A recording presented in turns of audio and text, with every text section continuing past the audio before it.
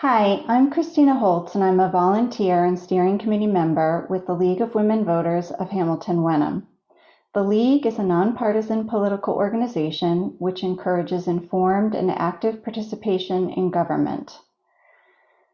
For more than 60 years, the League of Women Voters of Hamilton-Wenham has been hosting a candidates' night as part of our voter education program. Our goal is to provide a forum for candidates to introduce themselves and some of their ideas to the community so that voters will be more informed at upcoming elections.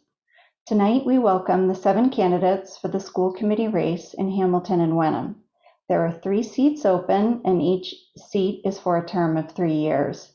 For tonight's event, we solicited questions from our membership and town residents. The candidates running for school committee are Courtney Ashwood, David Frankel, Amy Kunberger, Lauren Lambert, David Polito, Brian Scudder, and Andrea Van Boven. Unfortunately, Andrea and Lauren are unable to attend and send their regrets. Also joining us tonight is my fellow steering committee member, Tess Leary. Tess will be our timekeeper. And now I'd like to introduce our moderator, Wenham resident Paul Mihailidis.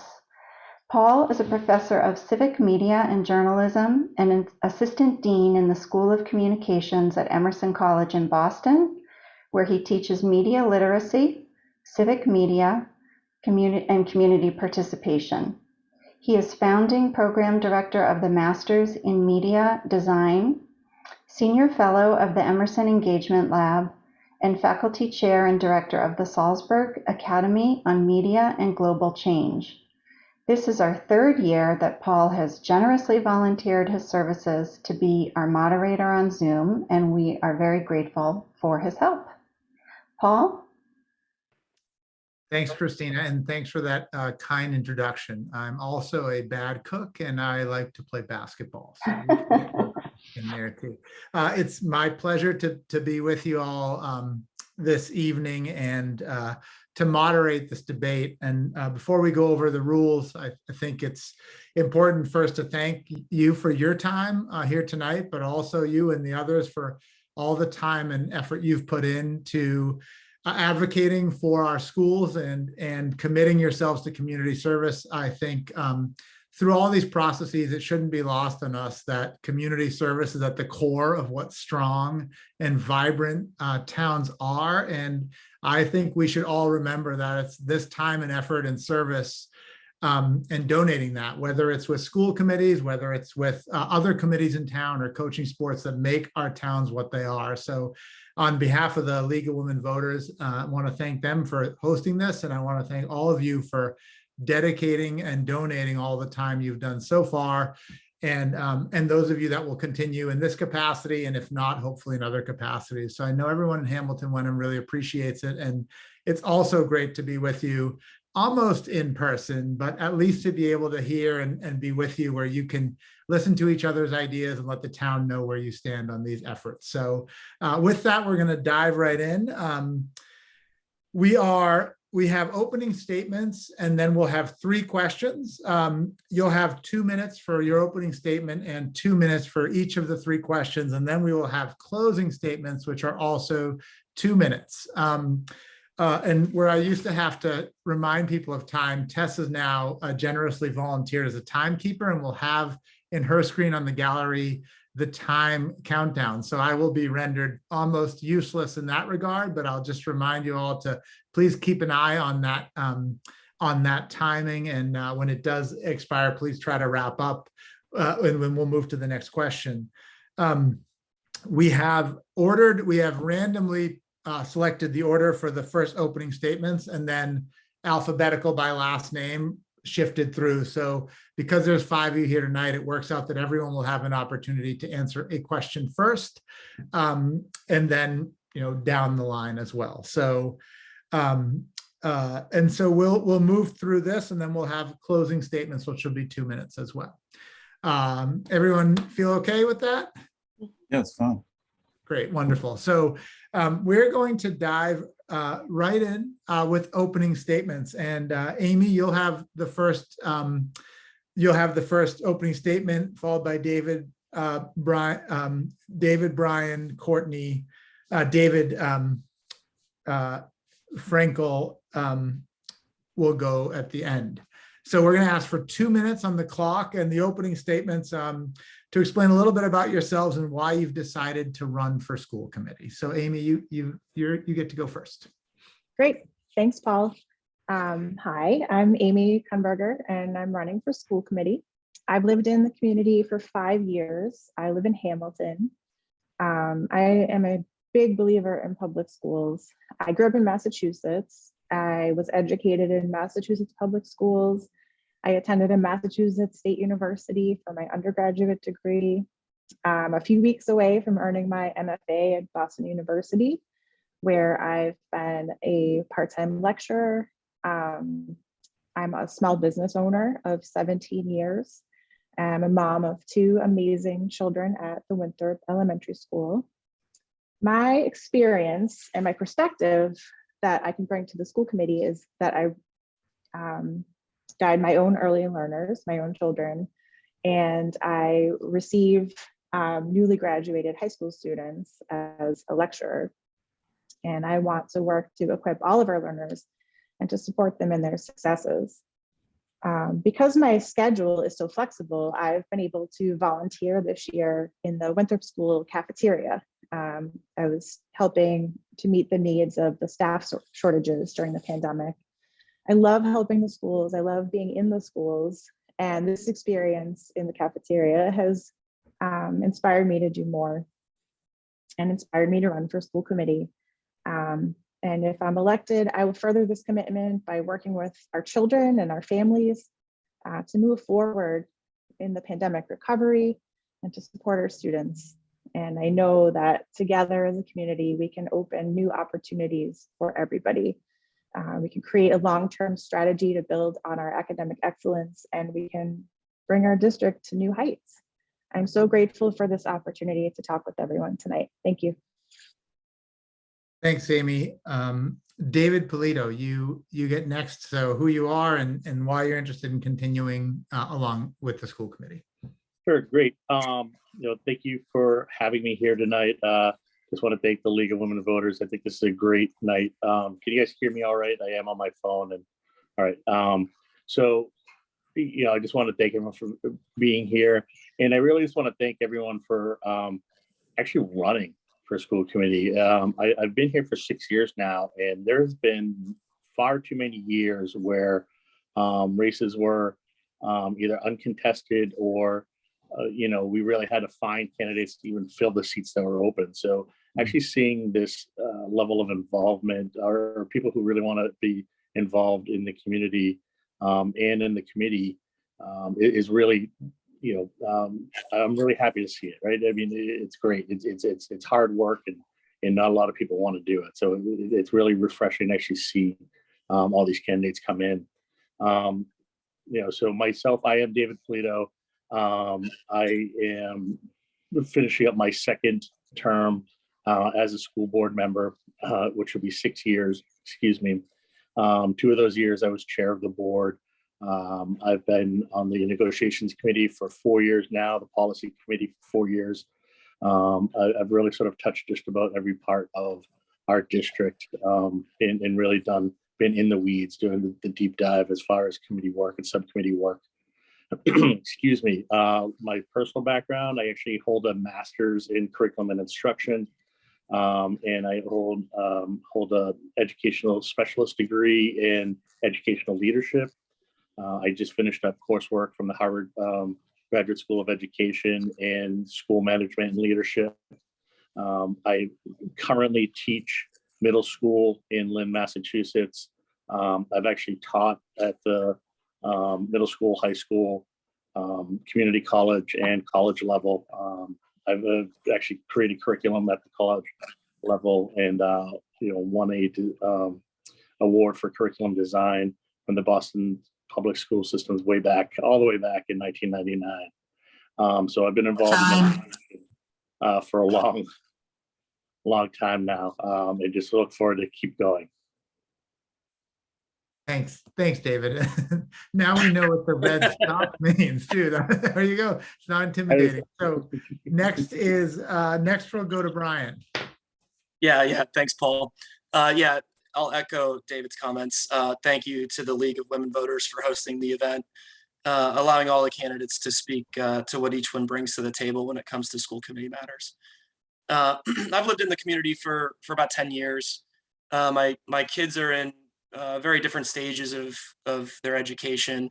I have a freshman son at the high school, on the honor roll student, plays several sports. Third grade daughter, similarly plays several sports, loves music, loves art.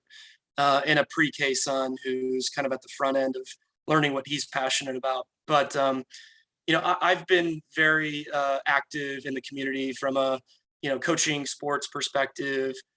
Sat on the youth football board, current active member on the board for Agawam Youth Hockey, which has served our community for decades to effectively promote teamwork, leadership, togetherness. From a professional background perspective, I have degrees in finance and accounting from Indiana University. I've worked in public accounting for about 15 years. I'm a CPA and a non-equity partner with my firm.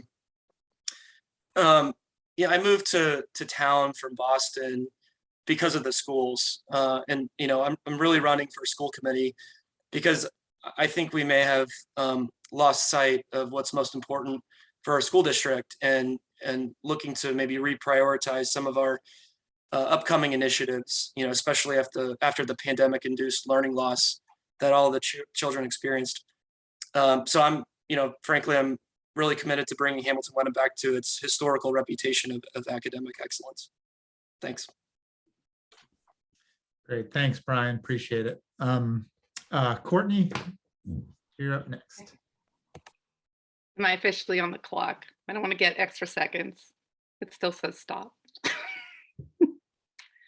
Okay, I'm going to talk. All right. Hi, Courtney Ashwood.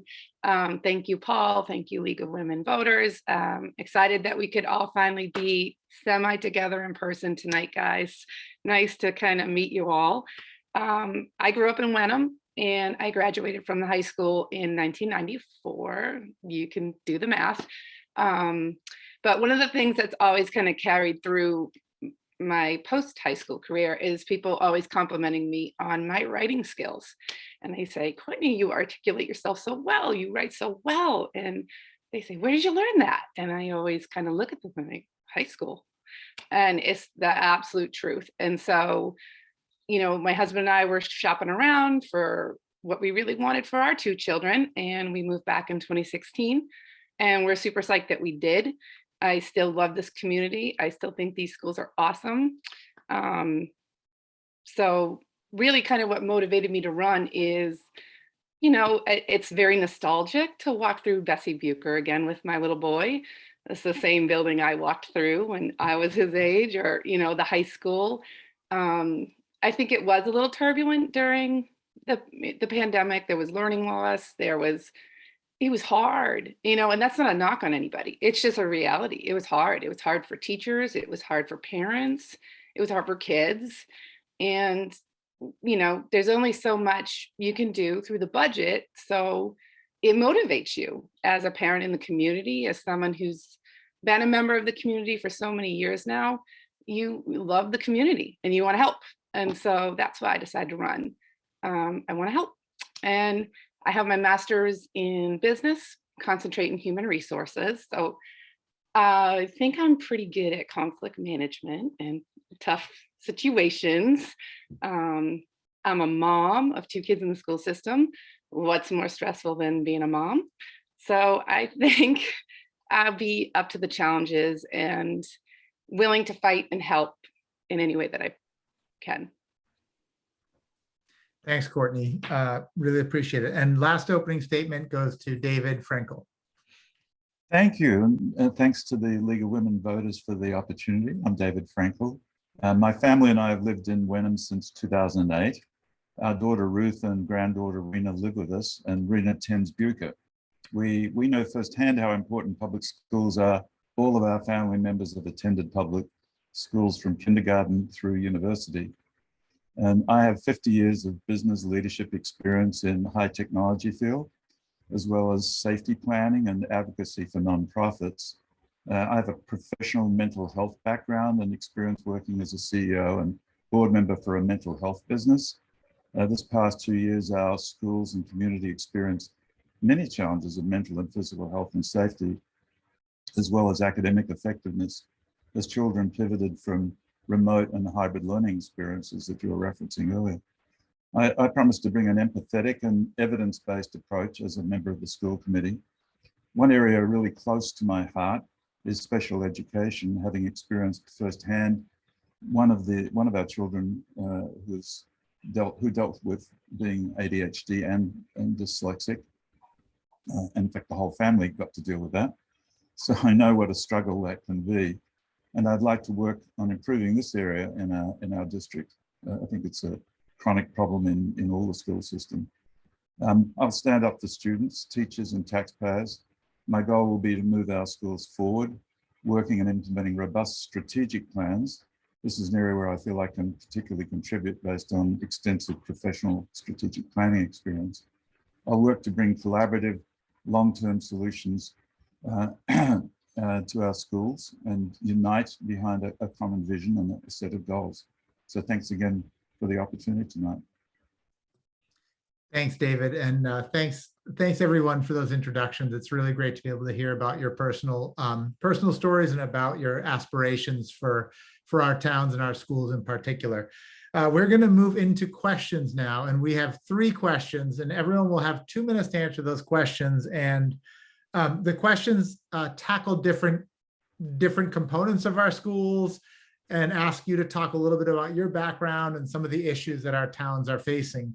Once again, we'll rotate through the order. This time we'll start with David P. on the first question, and I'll let folks know who's going to go, and then we'll continue the rotation. So our first question is about you, and we're asking, and we'll start with David, the skills that you have that you think will actually improve the overall school committee. So what skills do you think you'll bring to the school committee to improve that body and that body's work overall? So David P., we'll start with you.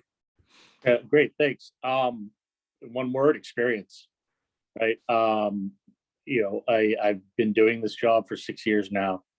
And my education supports this role. When we were hiring a new superintendent we were going through the process and we were writing out all the things the candidate needed, I actually checked all the boxes. So I actually meet all that. So, from, in a word, it's his experience. And that's why I'm actually running with a new superintendent, with newer, we're working on two plus years for Vinnie Leone, our assistant superintendent. I would actually bring the institutional knowledge of this, of this district to the board, right? That if I was not to win this election, the ranking member of the school board would have been here for 2 years. And while it's obviously, capable of functioning, and I'm not saying it would not by any means, everything would come to a standstill. Actually having someone who has the experience of been doing this for a long time can sometimes answer a lot of questions and ideas that come up at the table, right? It's just sort of, if someone comes up with an idea of what we can do, like, oh, well, we actually tried that back in, 2017, but, ran into these such and such roadblocks. And it just saves hours and hours of research and time of, and really trying to get things accomplished. So that's definitely what I bring. And I also think that our district's in a very good place right now. Yes, we did suffer learning loss just like every other student in America and around the world. But our district, we were actually still doing a lot of work behind the scenes through the pandemic, and we're in a really good place moving forward. We have this opportunity to build a new building, and some field projects are about to come online. And I put in the work to actually get those to the place where they are. And so I'm actually running again because I want to see them to fruition. Thanks, David. Yeah, we got to the, I I'm don't good. know if you see it on the phone, but really appreciate it. Brian, the question is to you. So we're asking about the skills that you have and how you would bring those to make the school committee a stronger working body. Sure. Yeah, thanks, Paul. So, my skills that I've developed over time, especially throughout my professional career, include significant project management, having the ability to really develop internal and external relationships, negotiate client contracts for sustainable revenue streams in the future, establishing controls around budgeting and forecasting, and frankly, how to effectively run a business during each stage of its life cycle. And so I really trust that these skills will translate to what the school committee currently needs, especially during its future conversations around the proposed new school, an upcoming feasibility study. I believe my professional skill set will bring fresh ideas to the committee in a way that is really responsible to the community, with always with a focus on the student body. While I consider myself to have several business related skills, including the ability to analyze financial information and make decisions based off of that. I would say two of my strongest skills are really developing relationships, as mentioned before, and collaborating with others. Even when differences of opinions can arise across the table. But I trust we can find common ground and compromise where necessary when approaching key school committee issues. At the end of the day, the committee, including the superintendent and assistant superintendent, is a team after all. Thanks. Thanks, Brian. I appreciate it. And you get the first extra credit points for being efficient and under the time. So Courtney, you're next on the question of what skills do you think you'd bring to make the school committee a stronger overall body? Okay. So my undergrad degree was actually in sports medicine. And as soon as I realized that was all nights and weekends, I went back to school so that I could have a life. And I focused on human resources. And the funny thing about HR is you're really kind of a liaison between the business and the employee. And you're helping the business set their goals and vision and achieve them, but you also need to make sure the employees are engaged. They understand them, the policies benefit them. You're making tough budget decisions. You're hiring and firing. You're constantly reviewing MRV data and salaries. Are we equitable? Are we in line with the market? You're constantly involved in difficult discussions and decisions. And you really have to kind of learn to take the emotion out of it, look at the facts, apply policy. What have we done in the past? What's worked? What hasn't? You got to be analytical. Sometimes you got to be creative. You don't have the money. How can we engage the employees and bring something to the table to make them happy? We can't give them a raise this year. What are we going to do to smooth that over? So I have like 17 years experience in kind of trying to bridge that gap. And I think on the school committee, you're working with the superintendent, you're trying to help teachers, you're trying to help your teammates on the committee, but you're also trying to keep parents engaged and aware, and they understand what's happening. And so, they're not always going to be happy. They're not always going to be super psyched about some of the discussions. You're going to get negative press and feedback, and you kind of got to learn to roll with that. And I think I have a really good background for that. Great. Thanks, Courtney. Yeah. David Frankel, the question is over to you on what skills you would bring to make the school committee a stronger working body. Sure.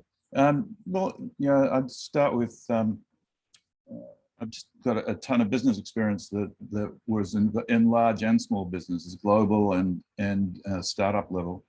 And so I think collaborative problem solving skills I'd put at the top, because I think the school committee is very much about a collaborative process and collaboration and lobbying between the school committee and the other committees in order to achieve any kind of strategic outcome.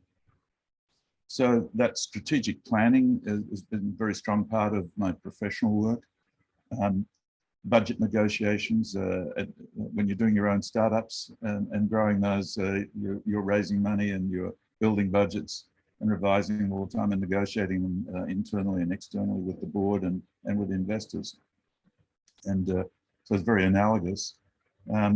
Lobbying for funding, I see it is very important that the school, its district is able to tap state and federal funds. And I think there's more of that to be had for a variety of reasons. And I think I can help with that. I'm very well networked, which can help gain more access to funds. I too have a good deal of project management experience and really understand how to build a plan and see that it's executed, get buy-in in the plan.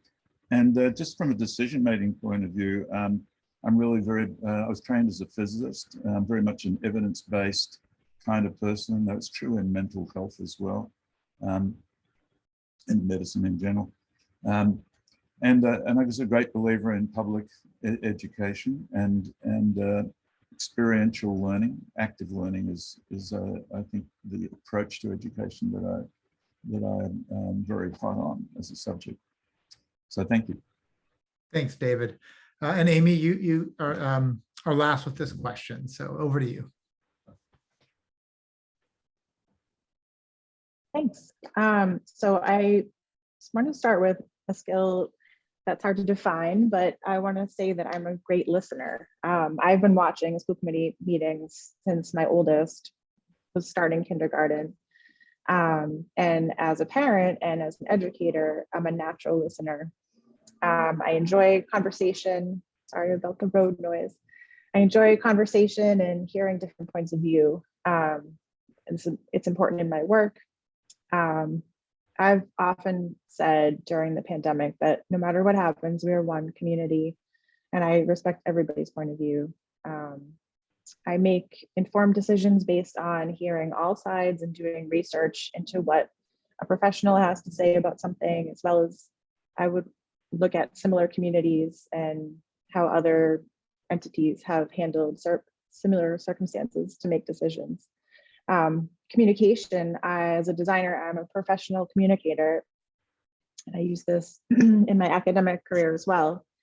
Clear and direct communication is always my focus, and if elected, I hope to increase transparency and engagement community-wide with parents, with teachers, with students, and with taxpayers, so that we can tackle the challenges ahead together and achieve everyone's goals. Another skill that I have is budgeting. As a freelance designer, all of my clients have a tight budget that I need to stay within to help them meet their goals and objectives. I'm comfortable working within a budget, and I frequently have to find very creative ways to move things around in order to find new ideas to spend less and get more for the money that my clients are spending. As far as my academic skills go, I have unique insight into a wide range of student needs, from parenting my own elementary age students, children and their peers, to my undergraduate students that I work with. And I have lots of research experience. Again, in my work, accurate information is of utmost importance. And I regularly employ academic research methods to make decisions for myself and my family, and to share information with my students. And I would do the same on the school committee. Thanks, Amy. Really appreciate it. And thanks everybody for that question. We will get back to issues of budget and projects in the second question, the last question here. But the next question we have for this group, building on kind of your skill set, is as follows. And Brian, you'll answer this one first. The past 2 years have been disrupted due to COVID. Going forward, how do you feel the district can best support the mental and emotional health of our students? Thanks, Paul. So look, I think we need to really focus on various programs and tools that can help track where we currently are today, where the students, where their literacy stands, math, et cetera. And, I think that goes back to some of the ideas that the school committee talked about regarding Amplify. And I thought that was an incredible idea. And frankly, I think it starts with understanding where we are today. And, from there, I think we can help, from whether it's, folks that are severely, with severe learning loss to those who may not have experienced such a loss. To develop individual platforms and plans for those, kind of buckets of students, I would say.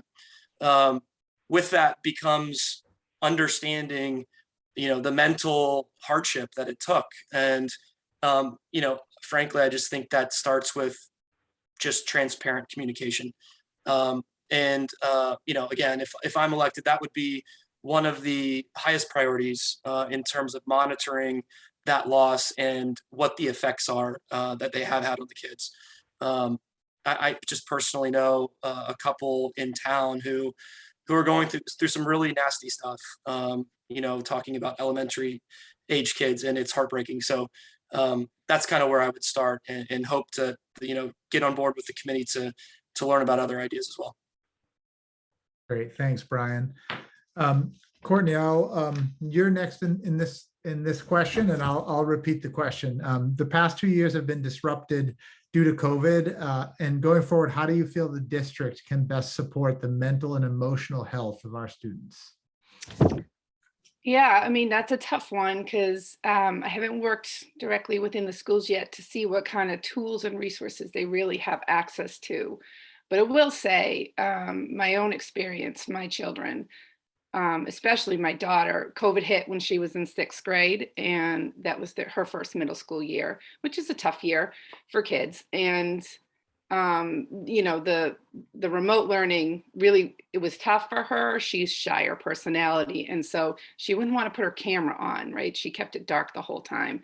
And I would sometimes hear the teacher prodding, Lila, put your camera on. And I would go, Lila, put your camera on, and try to encourage her as her mom. And then as we transitioned back to hybrid, one of her teachers actually noticed in classroom, she was physically shaking, and the anxiety was kicking in, and it took a toll. I was so appreciative of that teacher picking up on that social cue and bringing that to our attention. And, I talked with her pediatrician, and that led to other outlets and programs where we could help build her confidence of being in front of her peers again after such a disconnected period of time. Human connection, you can leverage that so easily, when you see a child like that struggling, and you feel that compassion to reach out, and as their teacher, as the superintendent, as the principal, as a volunteer in the classroom, noticing it, acknowledging it, and working together as a community to help these kids overcome that. I was extremely grateful for the feedback. And in terms of what kind of tools, yeah, totally on board with that. These kids suffered, and how can we help equip our teachers, our educators with helping them through that. Thank you. Thanks, Courtney, much appreciated. David Frankel, the question is to you. Coming out of these past 2 years of COVID, how do you feel the district can best support the mental and emotional health of our students? Yeah, it's a great question. As a matter of fact, the mental health company that I ran, we were doing a lot of telehealth cognitive behavioral therapy for Harvard, MIT, and a bunch of the colleges. Not so much in the high schools, and we were working with some pediatric practices. The first thing is to run screening questionnaires so you can pick out those children that have anxiety and depression. And I noticed in our business when COVID hit, there was a huge acceleration in the numbers of people that were suffering from anxiety and depression at all age levels, actually. So once you've screened those in, then how to get them therapy, it's certainly more convenient to do it with telehealth in terms of scheduling and parent schedules and getting the students to and from the appointments and keeping their appointments. Whether we're funded to do that, I don't know. It certainly should be a priority because it puts a huge burden on the family to have a child that's particularly in a high level of anxiety and dangerous particularly in the mid-teen years of depression, leads to self-harm and suicide at elevated levels that we've seen. So yeah, more mental health support and finding the funding to actually do that. Thanks, David. Next, we'll go to Amy. So Amy, it's the question is about how you think the district should best support the mental and emotional health of our students emerging out of the last 2 years of COVID. Yeah, thank you. Well, as a parent and a person who works with young adults, I'm encouraged that there's been so much conversation and support around mental health initiatives in the schools. I think that the district can support students by immediately continuing to take advantage of emergency funds, ESSER funds, to support programs related to social and emotional recovery. You know, we do have counselors in our schools. Our family has taken advantage of them now and again. And I think that is a program that we should talk about more and encourage families to take advantage of in their households, and really engage the parents and the rest of the family in that work, because I think that is the key to helping those students. And, you know, there's other factors to consider. We lost some educators. You know, maybe we need to develop some programs like pipelines from local colleges and universities in order to bring educators into the schools that have this learning. And I know too that, you know, we have, I feel like in the beginning of the pandemic, especially, we had a lot of parent volunteers that wanted to help, but needed something to do. And we talked a lot about like building outdoor classrooms and things like that. Are there ways to leverage community volunteers to help, you know, create booklets to share information with families? And I think as a community, now that people are being open about these types of issues, I think we can all work together to make this happen. Great, thanks, Amy. And Dave P., you have the last stab at the second question around the mental and emotional health of our students and how we can best support that coming out of COVID. Great, thank you. I actually figured out how to get the timer on my screen as well. So, you know, this is obviously a very important subject coming out of, you know, COVID and in the crazy 2 years we have. The thing that we should really think about, or I'd like to sort of think about, is that we've actually had this on our horizon for quite some time now. This is something that, you know, the social emotional well-being of our students is something that was actually a priority of our district for the past few years. You know, there are certain programs we have up in the high school, like RISE, that sort of developed for this, for students that are having a hard time, who might end up having to leave school for a bit to actually get the help they need, you know, which has been on the rise, you know, culminating in you know, hospitalizations after COVID. Right now, everyone's sort of talking about all the hospitalizations that are happening with our student body after COVID. But the thing is, those numbers have been steadily creeping up for the past few years, and it's something we've been aware of. It just in our budget that's being voted on April 2nd, a few days from now, you know, we do have a new social worker coming on board as part of that budget. You know, to actually get ahead of this. This is something that we, you know, take very seriously. We have for quite some time within the district, and you know, we've been tracking the data for years and really doing a good job. As Courtney said, you know, our teachers are our first line of defense. We do have social workers throughout the district, all elementary school, in the elementary schools, middle and high school. You know, I know my son Rocco loves to just go down and you know, talk at his elementary school. When we got that phone call about how he was a frequent visitor down there, but we love it because this is how kids stay healthy mentally. And you know, we have the systems in place that we're only looking to increase. Thanks, David. Really appreciate it. And really appreciate it. It's a tough question, and I know that mental and emotional health is really kind of it's a pressing issue in our town with all our children. And there's no easy answer. It's connected to everything from our classrooms to our budget to support programs. So really appreciate hearing this wide range of ideas. The last question before closing statements is more about the kind of infrastructure of our schools, and we'll start this question with Courtney. And the question is, how would you plan to improve school buildings, athletic fields, and learning supports within the current limited budget? So paying attention to our budget capacity, what would your plan to be to improve our school buildings, athletic fields, and learning support? Sure. So the budget is obviously a concern. The exciting news, like David said, Cutler's application being accepted by the MSBA.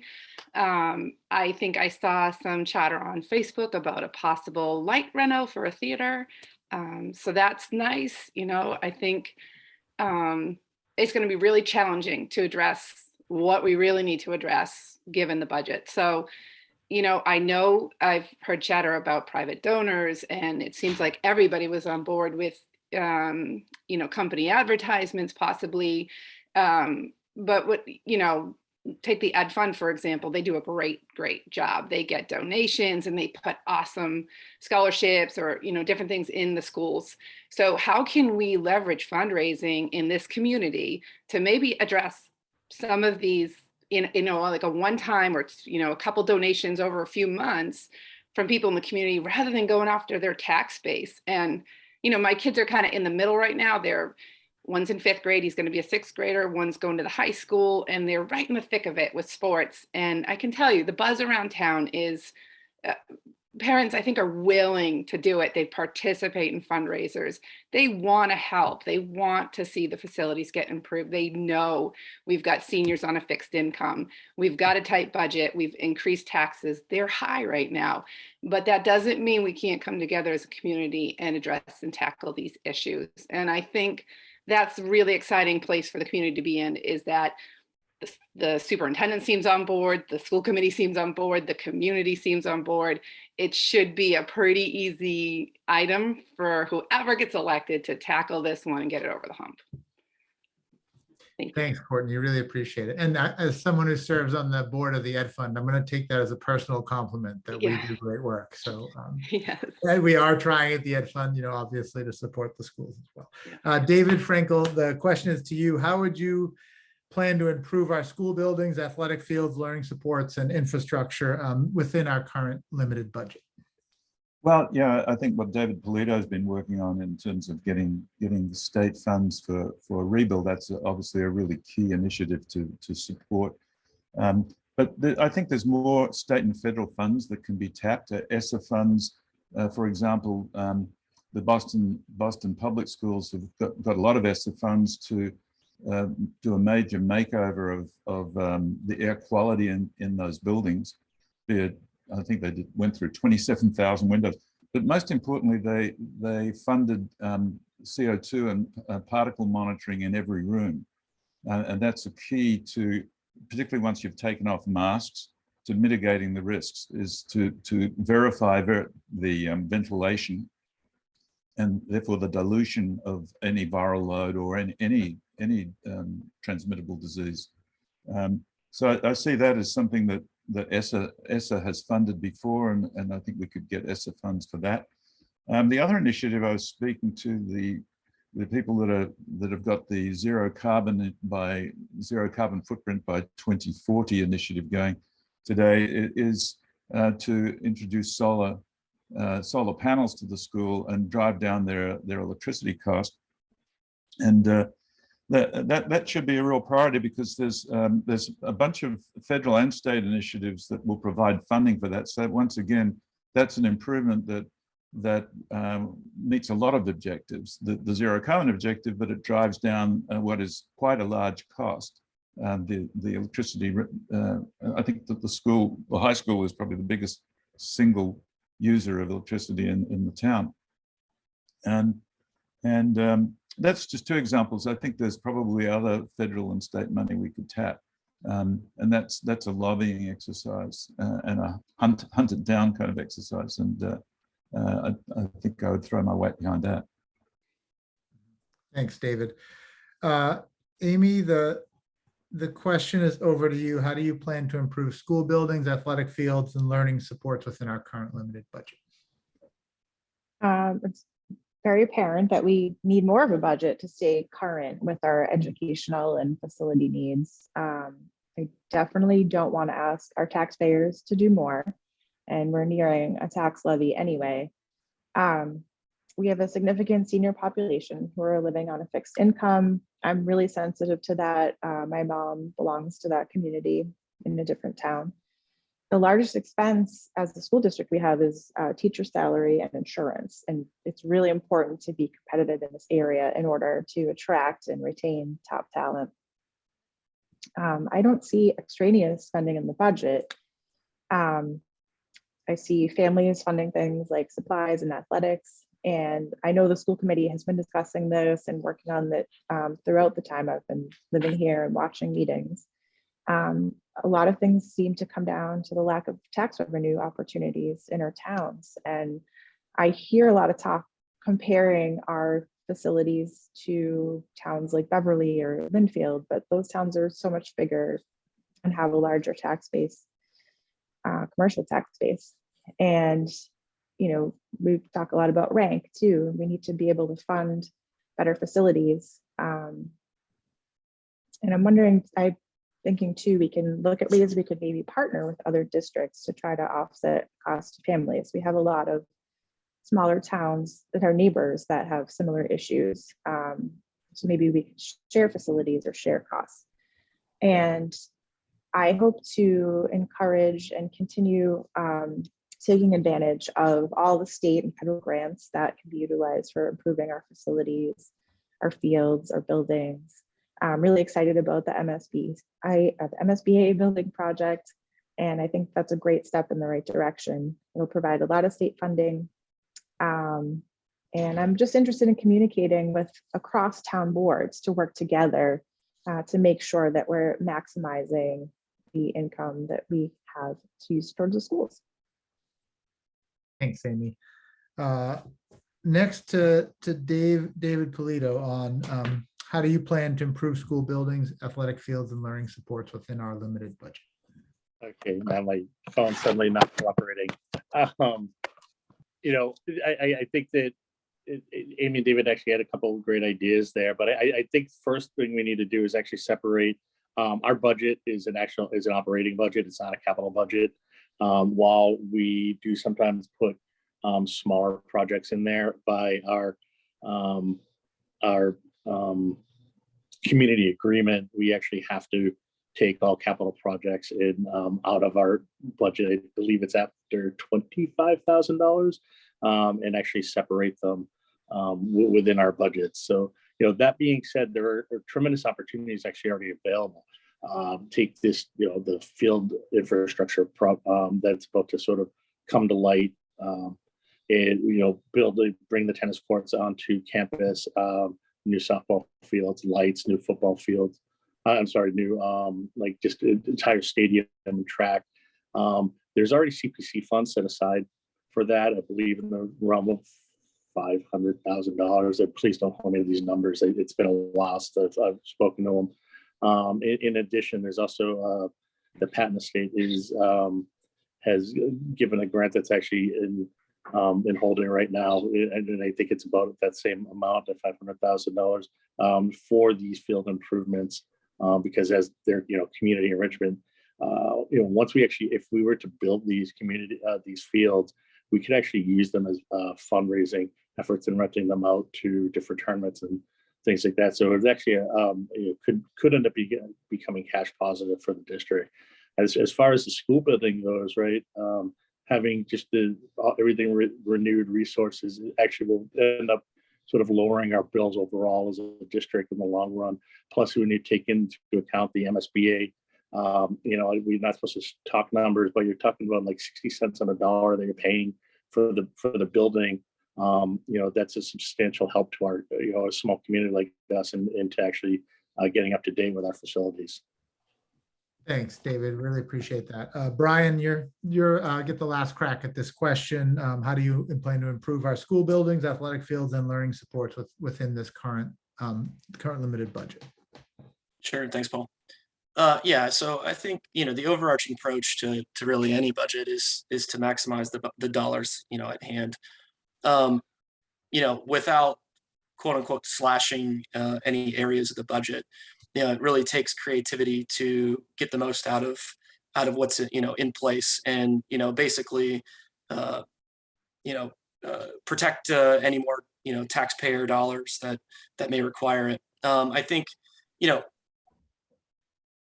think obviously state sources come into play. Would be interesting to understand any private routes that might be feasible as a source of financing. I love David's idea, David P, on when something's actually in place, having the opportunity to make it an income generating source. So I know that the MSBA won't necessarily participate when there isn't a more holistic build out or improvement in place. And so I think the idea might be, let's start talking about the overall improvements to the high school and being able to tack that on with it. In terms of learning support, I kind of mentioned it briefly earlier. I love the pilot program for monitoring the literacy, and assuming that that's successful, being able to roll that out over other academic areas, and being able to apply for grants for those similar needs. I think that's just a smart use of resources, and will definitely be impactful for measuring kind of the learning loss and help accelerate learning. Thanks. Thanks, Brian. Much appreciated. And we are now at the point we're going to turn to closing statements. And really, thank you all for answering those questions. I know that the League of Women Voters had a real large number of questions and tried to reflect kind of the main themes that were submitted by our town and community. There are a lot more questions, and I know that you've I believe you've all made your contact information available to our town, and I would urge you to continue to make your communication available and open and transparent. There a lot of these issues are they're not easy issues, and they're bound and constrained by many of the state and federal and local regulations. And I know that a lot of the parents just want to see the best for our schools, but there's a lot of complexity. And so it's really hard to be clear in 2 minutes with things that are very complex. So I really appreciate you sharing those ideas and also trying your best within a limited time. I also think we barely went over on any question, which is amazing. So that's also reflects so well on our community's eloquent efficiency with how you answer questions. So we're going to go to our closing statements now. And David Frankel, you'll go first, and the others will follow. And your closing statement is, you have 2 minutes if you'd like to share with the town why you think you're in best position to be elected to our school committee. Yeah, I probably am in a fairly unique position because I'm semi-retired. I'm for better or worse, I'm going to be 75 this year. I'm in a good income position. I can give the town the time I think that this job will take. Which is, I gather, probably at least something of the order of 10 hours a week, and maybe on occasion much more when you get to a peak of certain kind of projects. I'm very concerned that the town plans, town strategic plans are being done separately from Hamilton and Wenham. And so I would really focus time and attention, and I got a lot of this feedback from the community already, on reconciling those and doing the legwork between the committees, all the committees in both towns, to try and bring some coherence to the plan, so that we can in fact not overtax the community, and that we can align our objectives, because there's that lack of alignment from committee to committee has meant that a lot of aspirations have never been met. And so I think that's a role that I would enjoy playing, and I have a lot of experience of doing. And that's really much more on the strategic objective side. But I think that can have a huge impact on how we look at even the short-term budgets. Because if you see help is coming and there's a really good determination to get there and a collective support of getting there, you can put up with certain short-term problems a lot more easily. Thanks, So David. that's all I have to say. Thank you. Much Thanks again appreciated. for the opportunity too. Yes, of course. Amy, your closing statement. First, I again want to say thank you for this opportunity. This was so wonderful to get together. And I just want to reiterate, I am a person who loves to volunteer and get directly involved. I'm an academic who takes a neutral approach to issues. I listen to all sides. I weigh data and research in order to make decisions. I will continue my approach of community-minded listening and supporting, along with my aim to be a helper and a leader in building greater excellence for our schools and restoring a sense of community to both our towns. I am invested in this community. My children are young. I really love it here. I want to stay here, and I want the best for my family and all of our families. Thank you to the candidates for running and volunteering. And in the community, I wanted to say I'm open to answering any questions, and you can email me at amykumbergerhwsc@gmail.com. Thanks. Thanks, Amy. Dave Polito, you're next with the closing statement. Great. Thank you for this opportunity tonight to really come together. It's been eye-opening for me as well. Just hearing what the other four candidates have to say. Really some great ideas and a lot of passion in the room, and it makes me happy to sort of think about that and think about partnering up with any of them and continuing my work here on the school board, on the school committee. Just in closing, I'm a graduate from here in 1992. I didn't bring that up in the opening, in my introductions, but I have children in all three levels, elementary, middle, and high school here. We're here for the education. I'm passionate about education. I'm passionate about this town. I love this town. And whether or not I actually win re-election, I will still serve this community in some capacity. Obviously in coaching more sports, but also probably volunteering for different boards. We will need to put together some boards for these new projects coming online. And that's just what I like to do, and that's who I am. Excuse me. That being said, I do think that I would love to continue on as a school board member, just being sort of the ranking person in the room, to sort of have that feedback on where we've come from. Because we have made great progress over the past 6 years while I've been here.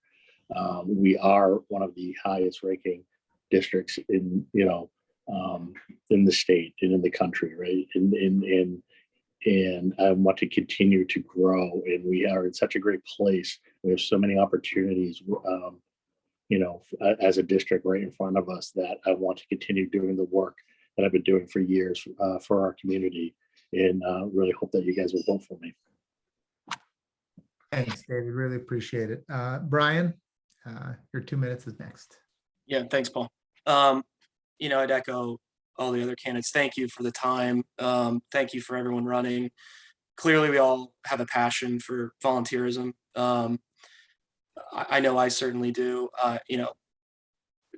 Being incredibly active on the sports side, I'm truly looking for the next challenge, so to speak. And I think this is a great opportunity to fill that. I really want to be listening actively to the community, understanding, really what's near and dear to their hearts. And, I'm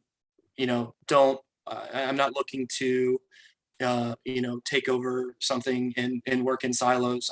I want to make it, interactive, of course. I just, the prospect of being on the school committee, I think is an incredibly high honor, and I don't take that lightly.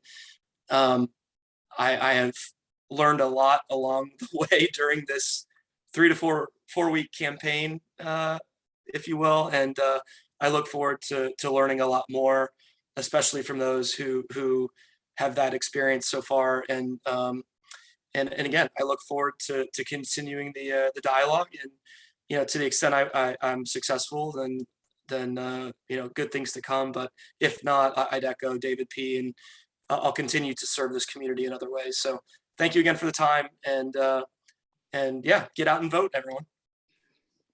Thanks, Brian. Courtney, get the last word. Last word. Thank you, League of Women Voters. Thank you, Paul. Thank you, fellow candidates. It was fun. I was nervous, but this was fun. And so, just to kind of reiterate, I grew up in this town. I graduated from the school. Dave and I were there at the same time in the 90s. There's a lot of people like the two of us in this community. And the reason so many of us come back is because it is an awesome place to grow up. It's an awesome place to have a family. The education's awesome.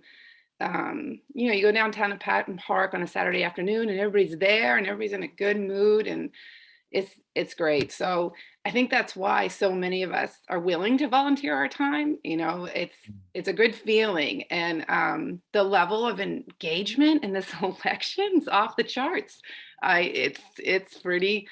It's enlightening, it's fascinating, but I think it's great. I think I would say to everybody, stay engaged, keep following it, keep keeping us on our toes, keep pushing us. It moves things forward.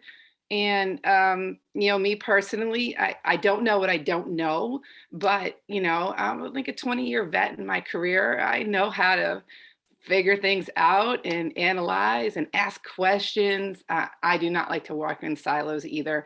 I'm a total team player. I like to lean on people who have experience and then, say, hey, have you thought about it this way? And play off each other like that. So excited about this opportunity. Win or lose, I think we are in a very good position as a community. And thank you. Thanks, Courtney. And thanks again. I'm going to turn it back over to Christina, but and just in closing, we made it through tonight without any interruptions from pets or children or anyone else. So let's first celebrate that.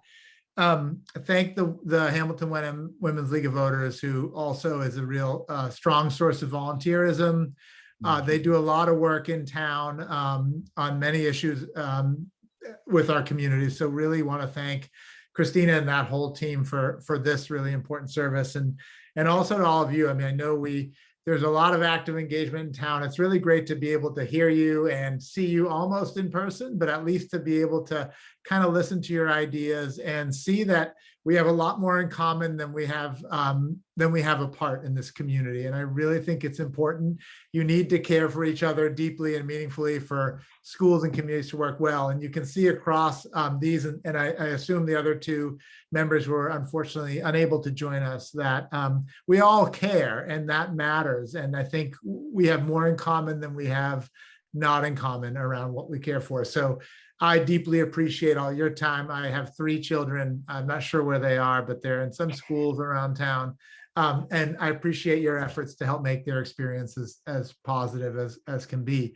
April 7th is the voting day. And I also want to urge our town to please vote. It's local elections don't get as much voting as they should. And we should really be able to show our unity by coming out and voting. So thank you all again. And Christina, I'll turn it back over to you to close things out. Thanks, Paul. Well, the League would like to give a big thank you to all the candidates for running and for participating this evening. And special thanks to you, Paul, and to our timekeeper, Tess. Our time here was limited, and we realize that. And we encourage voters who have follow-up questions to contact candidates directly to get those answered.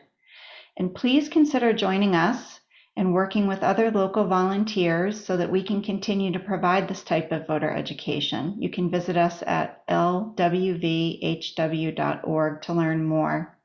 And don't forget to attend town meeting on April 2nd in both towns, and remember to vote in the general election on April 7th. Thank you for watching.